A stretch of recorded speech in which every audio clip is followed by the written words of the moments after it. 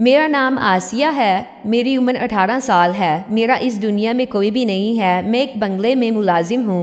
वो बंगला गांव के नवाब साहिब का है। बचपन में ही मेरे वालिदैन गुजर गए थे, तब मुझे नवाब साहिब अपने घर ले आए और तब से मैं इनके घर पर ही रहती हूँ और सफाई सुथराई से लेकर घर के तकरीबन सारे काम मैं ही करती हूँ। घर में और भी बहुत से मुलाजिम हैं, लेकिन मैं सबसे पुरानी हूँ क्योंकि मैं यहीं जवान हुई और यही मैंने अपना बचपन गुजारा। नवाब साहब की बीवी, जिसका नाम रोशना बेगम है, और इनके 2 लड़के हैं। एक बेटा गांव में नवाब साहब के साथ खेती बाड़ी में मदद करता है और दूसरा शहर में पढ़ता है। वो 5 साल की उम्र में ही शहर चला गया था। वो शहर में अपने मामू के पास रहता है। नवाब साहब का नाम हमजा है। इनको बेटी की बहुत तलब थी, मगर इनकी औलाद में कोई बेटी ना थी। मसला बेगम रोशना में था। इन्होंने कई बड़े हकीमों और डॉक्टरों से इलाज करवाया, लेकिन इसका कोई फ़ायदा ना हुआ और अभी भी वो लाहौर के एक मशहूर डॉक्टर से अपना इलाज करवा रही हैं। बेगम रोशना अक्सर मुझसे दिल की बातें कर लेती थी और अपना दर्द बताती कि मैं दुआ करती हूँ कि मुझे बेटी नसीब हो। मैं इनको अक्सर समझाती कि आप बेफिक्र रहें, ये सब तो ऊपर वाले के हाथ में है, तो वो रोते हुए मुझे कहती कमी मुझ में ही है। मैंने कहा आप टेंशन नहीं ले, नवाब साहिब आपका लाहौर से सबसे बड़े डॉक्टर से इलाज करवा रहे हैं, तो ज़रूर कुछ ना कुछ होगा। एक रोज़ नवाब साहिब से कुछ लोग मिलने के लिए आए और मैं इनके लिए चाय बना रही थी। जब मैं चाय लेकर बैठक में पहुंची तो अचानक मुझसे चाय इनके मेहमान पर गिर गई। मैंने जल्दी से कप उठाया और वापस आ गई। इससे पहले भी 2-4 मरतबा मुझसे चाय लाते हुए ट्रे गिर गई थी। तब भी मुझे नवाब साहब ने खूब डांटा और गुस्से के अंदाज में बोला था कि अगर अब से ऐसा हुआ तो मैं तुम्हें निकाल दूंगा। तुमने मेरी नरमी का नाजायज़ फ़ायदा उठाया हुआ है। तुम्हें किसी काम की समझ ही नहीं आती। तुम्हारा दिमाग पता नहीं कहाँ होता है, बेवकूफ़ लड़की। और आज फिर वही हो गया जिसका मुझे डर था। शाम तक तो कुछ नहीं हुआ। जिनके दोस्त शाम को चले गए। मुझे लगा अब नवाब साहिब मुझे घर से निकाल देंगे और मैं कहाँ जाऊंगी। ना मेरा आगे कोई है और ना मेरे पीछे। मैं क्या करूंगी और मुझे ना कुछ आता है। रात हो गई और मैं इसी बेचैनी में थी। जब सब लोग खाने के लिए टेबल पर आए, मैंने दीगर मुलाजिम के साथ खाना लगाया। नवाब साहिब की आंखों में मुझे गुस्सा साफ दिखाई दे रहा था। मुझे पता चल चुका था कि आज इस घर में मेरी आखिरी रात है और अभी खाना खाने के बाद मुझे बेदखल कर दिया जाएगा। नवाब साहब ने खाना खाया और अपने कमरे में चले गए। फिर रोशना बेगम भी आराम करने के लिए चली गई। मुझे बहुत डर लग रहा था। मैंने सोचा क्यों ना इनसे जाकर माफ़ी मांग लूँ और इनसे एक और मौका मांग लूँ।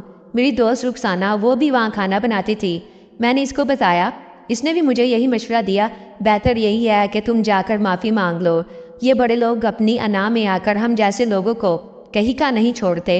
हो सकता है नवाब साहब भी यही चाहते हों कि तुम इनसे जाकर माफ़ी मांग लो, इससे पहले कि वो तुम्हें अपना गुस्सा दिखाएं। मैं भी इसकी बात से सहमत थी। फिर मैंने खाने के बर्तन इकट्ठे किए और इनको धोया और टेबल साफ करने के बाद मैंने कपड़े चेंज किए और अपने कमरे में गई। घर में हर वक्त 5-10 मुलाजिम रहते थे। मैं और रुखसाना बंगले के अंदर ही सोती थी। हमें किचन के पास एक छोटा सा कमरा दिया हुआ था जहाँ पर हम दोनों रहती और बाकी सारे मुलाजिम बंगले के बाहर पहरादारी करते थे। नवाब साहिब दुश्मनी वाले लोग थे, इसलिए गार्ड्स हमेशा घर के आसपास ही रहते थे। जब मैं कमरे में गई तो रुखसाना ने मुझे कहा तुम अभी तक गई नहीं, कितनी बेवकूफ़ हो। मैंने कहा मैं जाने ही लगी हूँ। रुखसाना ने कहा अब क्या सुबह जाओगी, जल्दी करो इससे पहले कि वो सो जाएं। मैंने दुपट्टा लिया और नवाब साहब के कमरे की तरफ आहिस्ता आहिस्ता कदम बढ़ाए। जब मैं कमरे के पास पहुंची तो मुझे अजीब सी आवाज़ें आने लग गई। मैंने हिम्मत की और कमरे के पास पहुंची तो नवाब साहब और बेगम के साथ मैं घबरा गई और जल्दी से वापस जाने लगी। इतने में नवाब साहब की नज़र मुझ पर पड़ गई। मैं भागकर अपने कमरे में आ गई। जब मैंने रुखसाना को यह सब कुछ बताया तो वो भी परेशान हुई। पहले तो मैंने गलती की और ऊपर से ये सब कुछ। अब तो इस घर से मैं पक्का निकलूंगी। मेरी आंखों में आंसू थे। मैं शदीद अफसोस में थी और खुद को कोस रही थी कि मुझे नहीं जाना चाहिए था। रात के 1 बजे कमरे पर दस्तक हुई। मुझे पता चल गया था कि नवाब साहिब आए हैं और मुझे दिक्कत देकर यहाँ से निकाल देंगे। और जब दरवाज़ा खुला तो नवाब साहिब ही थे। मुझे यकीन ही था कि वही होंगे। रुखसाना सोई हुई थी तो उन्होंने रुखसाना को उठाया और उन्होंने कहा कि तुम बैठक में चली जाओ, मुझे आसिया से अकेले में बात करनी है। रुखसाना चुपचाप बैठक में चली गई और वो भी वहाँ मुलाजिम थी। वो मेरे हक में खड़ी होती तो इसे भी निकाल देते। इसकी तो अभी नई नई शादी हुई थी और इसका शोहर अभी बेरोजगार था। वो मेरे लिए किस तरह बोल सकती थी। मैंने इसी किस्मत का लिखा माना, लेकिन मैंने फिर भी आखिरी दफ़ा कहा नवाब साहिब मुझे माफ़ कर दें, मेरा ऐसा कोई इरादा नहीं था, मुझसे गलती हो गई। और ऊपर से मैंने एक और गलती कर दी। मुझे नहीं पता था कि मेरे साथ क्या होगा, लेकिन अगर आप चाहते हैं मैं यहाँ से चली जाऊँ کہ میں خوشی خوشی آپ کا فیصلہ منظور کر لوں گی۔ نواب صاحب مسکرائے اور کہنے لگے اس غلطی کی معافی تو میں تمہیں دے دیتا، لیکن ابھی جو تم نے دیکھ لیا ہے اس لیے تو تمہیں معافی نہیں مل سکتی، اس لیے تم ایسا کرو کہ تم میری مدد کرو۔ میں سمجھ نہیں سکی کہ نواب صاحب مجھ سے کون سی مدد مانگ رہے ہیں۔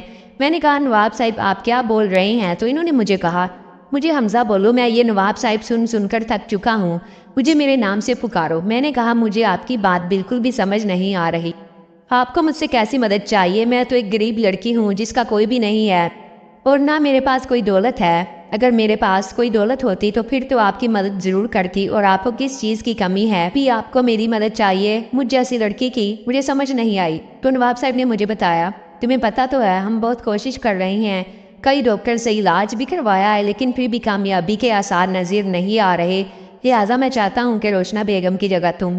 جب میں نے یہ سنا تو میں نے کہا یہ کیسے ہو سکتا ہے، یہ تو ممکن ہی نہیں۔ لیکن پھر انہوں نے مجھے گھر سے نکالنے کی دھمکی دی اور میرے اوپر ان کے بہت سے احسان تھے، انہوں نے مجھے پالا تھا اور میں نہیں چاہتی تھی کہ میں کبھی ان کے حکم کو انکار کروں، لیکن آج وہ مجھ سے جو مانگ رہے تھے وہ میں کیسے دے سکتی تھی؟ کہانی میں آگے جاننے کے لیے چینل کو سبسکرائب کر دیں اور کمنٹ سیکشن میں پارٹ 2 لکھ دیں۔ شکریہ۔